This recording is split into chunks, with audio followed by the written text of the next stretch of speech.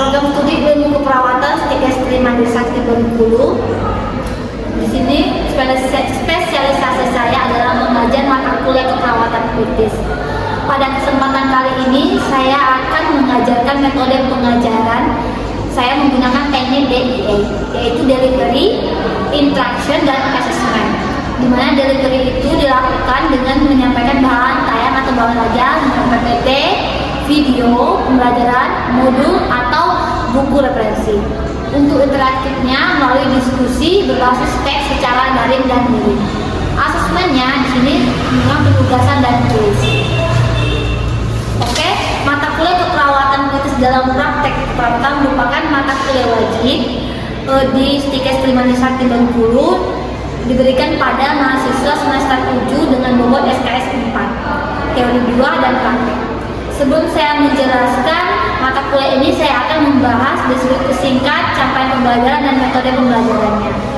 Deskripsi mata kuliah ini memberikan pengetahuan tentang konsep dan perencanaan asuhan keperawatan secara etis, legal, peka budaya pada pasien yang mengalami kritis, mengancam kehidupan. Adapun kompetensi yang akan dicapai dan dikuasai oleh mahasiswa yaitu mampu melaksanakan prosedur penanganan trauma dasar jantung atau basic trauma and cardiac lexicon.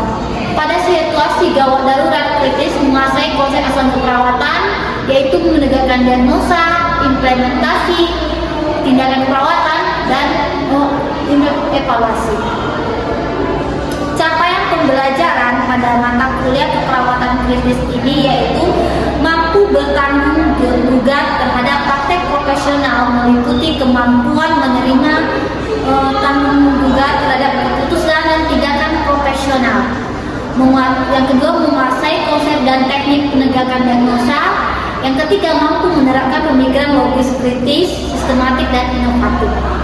Yang keempat, mampu melaksanakan prosedur penanganan trauma dasar dan jantung, basic trauma, cedera kepala pada situasi gawat darurat sesuai dengan standar kewenangannya.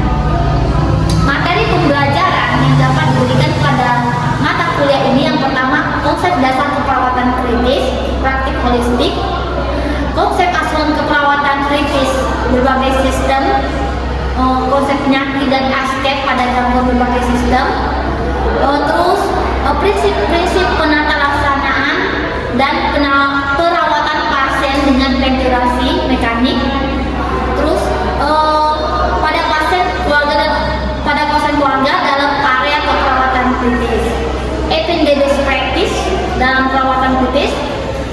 Yang keenam, perawatan pasien dengan menggunakan ventilator.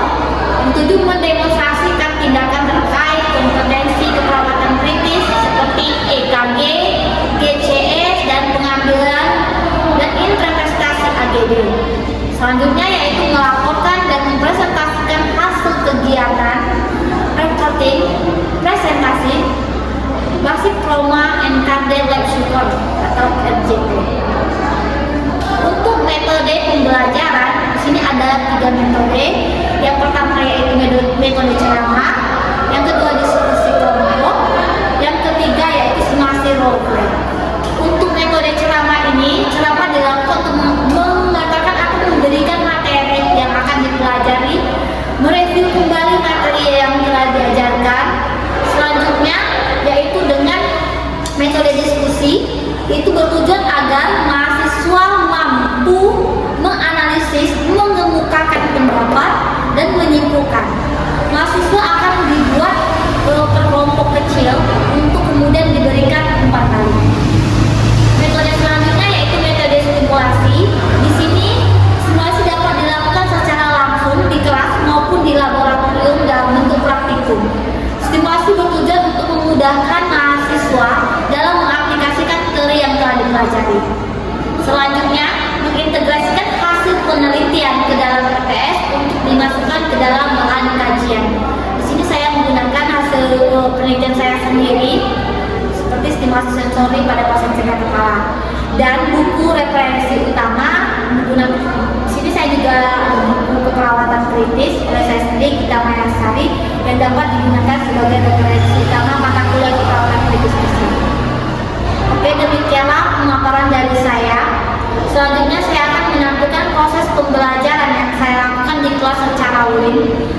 tatap muka. Tatap muka kuliah yang saya ajarkan yaitu keperawatan kritis yang saya ajarkan pada semester 7. Selamat menyaksikan dan terima kasih. Assalamualaikum warahmatullahi wabarakatuh.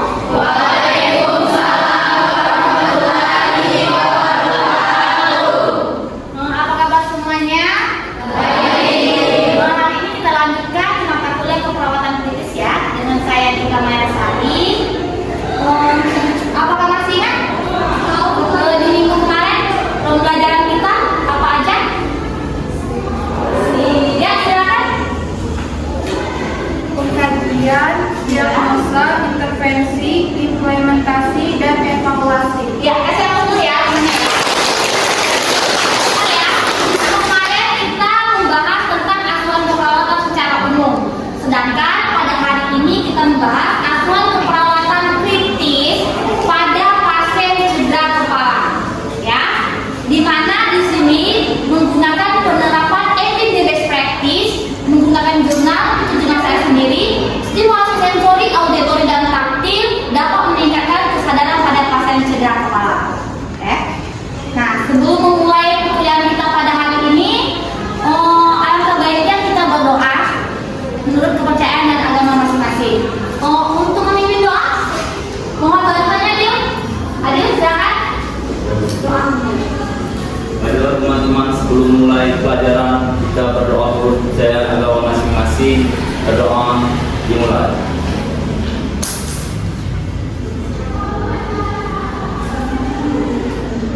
Berdoa selesai. Oke, terima kasih. Adil sudah memimpin doa. Untuk absensi, apakah ada semua? Oke, boleh diambil lagi, silakan scan barcode ya. Supaya saya mau lihat ada yang tidak hadir untuk perkuliahan kita pada hari ini. Sudah? Sudah ya? Oke, hadir semua ya. Tadi teman kita udah membahas bahwa pertemuan kita sebelumnya itu membahas tentang konsep perawatan kritis secara menyeluruh dari pengkajian sampai ke evaluasi. Jadi perkuliahan kita pada hari ini ada pun capaian pembelajaran yang harus didapatkan oleh mahasiswa, yaitu setelah mengikuti pembelajaran pada hari ini diharapkan mahasiswa mampu memahami bagaimana asuhan keperawatan kritis pada pasien cedera kepala dengan penerapan ethics best practice menggunakan stimulasi sensori, auditori, dan taktil. Ya. Oke. Mohon perhatiannya, di sini saya akan memutar video. Nanti di video ini kalian akan melihat apa yang terjadi.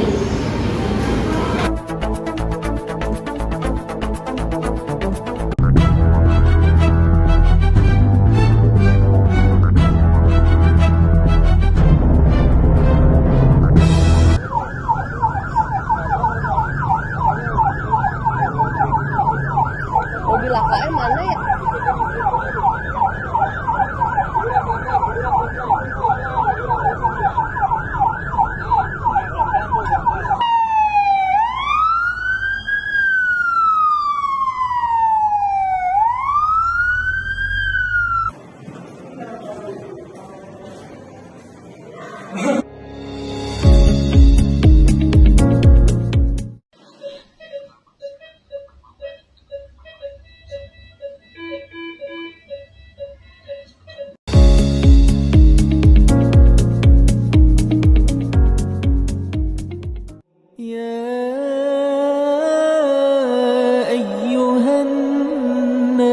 قد جاءتكم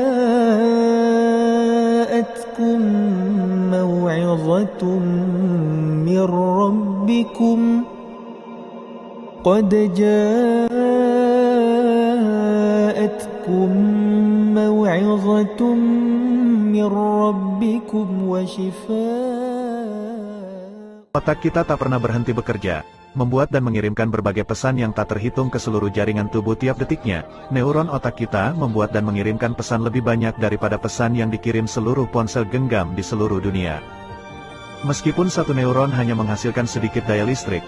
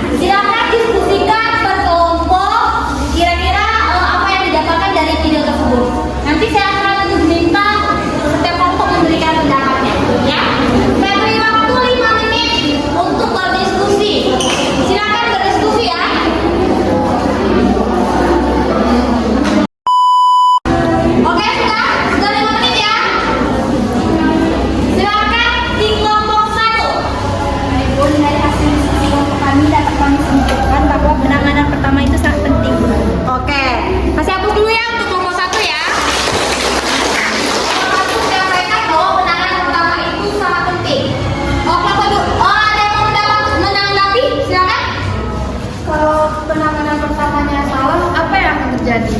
Oke, pertanyaannya bagus juga. Tadi kan menyampaikan bahwa penanganan pertama itu sangat penting ya. Nah, kalau kesalahan atau penanganan yang tidak tepat, apa yang akan terjadi pada pasiennya? Bagaimana kelompok satu? Kalau tidak tepat akan mengakibatkan pemburukan pada pasien. Iya, penanganan pertama yang tidak tepat, maka pasiennya akan menjadi diburukan, sehingga hal-hal yang tidak diharapkan itu akan terjadi.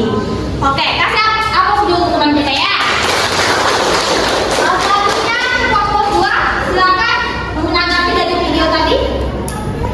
Baiklah, dari diskusi kami yaitu salah satu dikaji dan didapatkan diagnosa intervensi yang dilakukan pemberian salah satu yaitu Morotal.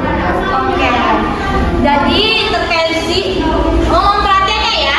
Tadi kelompok 2 mengatakan bahwa dari pengkajian dan diagnosa video tersebut, salah satu tindakan yang dapat dilakukan yaitu pemberian Morotal. Benar ya? Pemberian Morotal tadi di videonya ada. Oke, kasih hapus ya temannya ya. Ada lagi?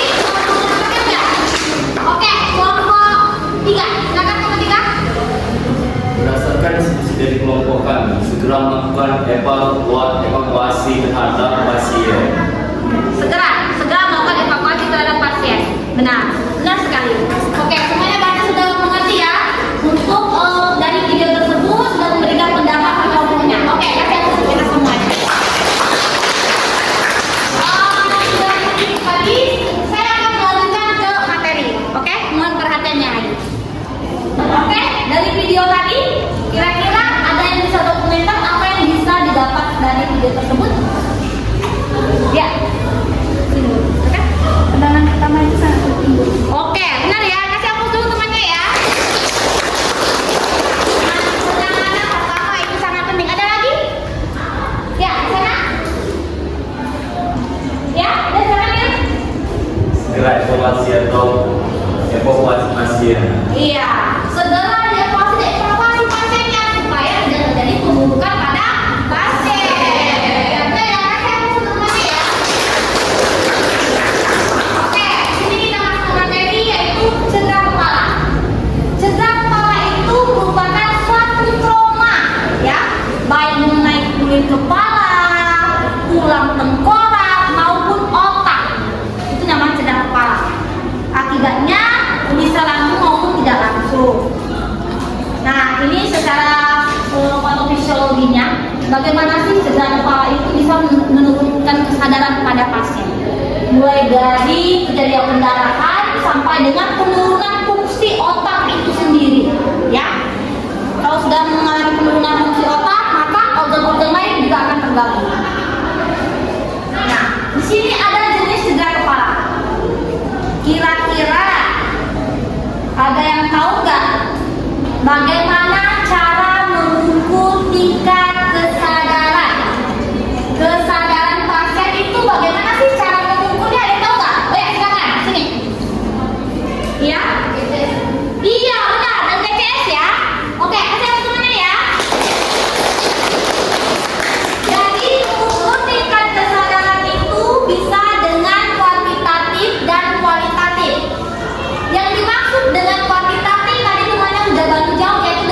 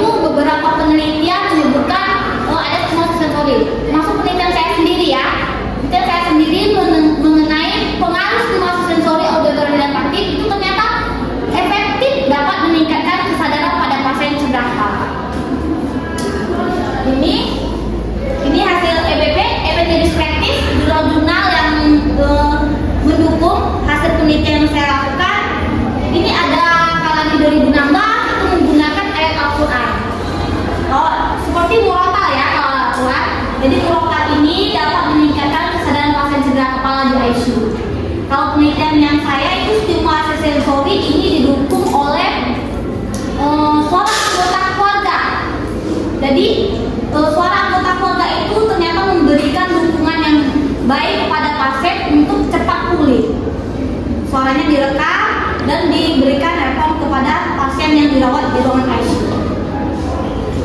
Ini ada juga menggunakan ring bell. Nah, dari beberapa penelitian ini ternyata hasil penelitian praktis yang paling efektif itu menggunakan suara keluarga, karena memang dia familiar dengan suara tersebut dibandingkan dengan rotal, dibandingkan dengan ring bell, dibandingkan dengan suara perawat. Karena apa? Dengan memberikan suara keluarga itu seperti dukungan bahwa kita itu membutuhkannya, dia akan lebih semangat sehingga memberikan efek cepat pulih pada pasiennya. Ini untuk auditori. Sedangkan untuk taktil di sini dengan sentuhan, ya, sentuhan yang dilakukan kepada dari keluarga kepada pasien yang mengalami penurunan kesadaran. Oke, ada yang mau ditanyakan? Ya, silakan. Stimulasi sensori ini diberikan pada pasien cedera apa? Ringan atau berat? Oke. Untuk stimulasi sensori auditory dan taktil ini bisa diberikan kepada pasien cedera kepala maupun ringan maupun sedang maupun berat, ya. Namun efeknya akan berbeda. Pada pasien dengan cedera kepala berat, dia akan lebih lama berpengaruhnya dibanding dengan pasien yang cedera kepala ringan. Cedera kepala ringan tadi kan 14 sampai 15. Kalau dia mengalami cedera kepala ringan cuma luka sedikit atau penurunan kesadaran sedikit, kita berikan stimulasi. Ada yang mengatakan 4 hari, 3 hari itu sudah efektif bisa menangkap kesadaran cedera kepala. Sedangkan pada pasien yang Tolong cabut casan HP Anda. 3 sampai 8 yang berat, Tolong cabut casan HP Anda. ada yang 2 minggu baru berpengaruh.